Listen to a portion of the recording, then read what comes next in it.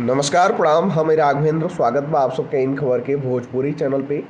जमीन के झगड़ा के लेके 2 अक्टूबर के देवरिया में भइल नरसंहार के बाद अब स्थिति धीरे धीरे सामान्य होखे लगल बा।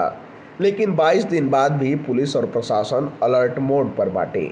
गांव में दोनों पक्ष के बीच जौना तरीका का आक्रोश देखल गयल रहे, ओकरे बाद प्रशासन हर तरीका का एहतियात बरत रहल बाटे। गांव में अभी भी पीएससी कैंप कर रहल बा।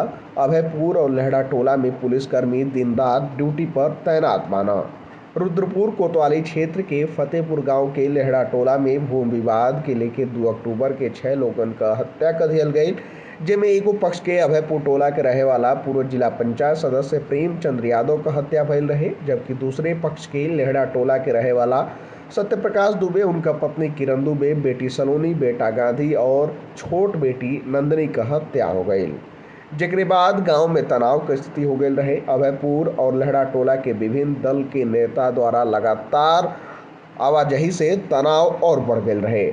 जेके देखत हुए फतेहपुर के सभी टोलन पर 25 पॉइंट पर पुलिस और पीएससी के जवान तैनात कर दिए गए रहे, जिनमें जनपद के सभी थाना का फोर्स तैनात कल गए रहे, जबकि गैर जनपद के सीओ और इंस्पेक्टर भी पुलिस बल के साथ लगावल गए रहना।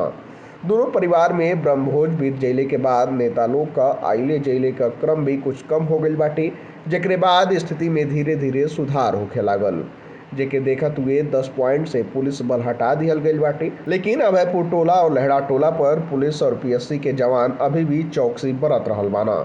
अभयपुर और लेहड़ा टोला पर कई पॉइंट पर पुलिस तैनात बाटे, जबकि अभयपुर और लेहड़ा टोला के बीच स्थिति भटौली टोला पर कमलेश यादव के दरवाजा के सामने एगो टीम जमल बाटे। यही प्रकार केवटान टोला के मोड़ पर पुलिस के एगो टीम आवे जाए वाला लोगन पर नजर रख रहल बाटे। फिलहाल ये जानकारी में इतना ही। देश दुनिया से जुड़ल तमाम खबर देखे खातिर आप सब जुड़ल इन खबर भोजपुरी के साथ। धन्यवाद।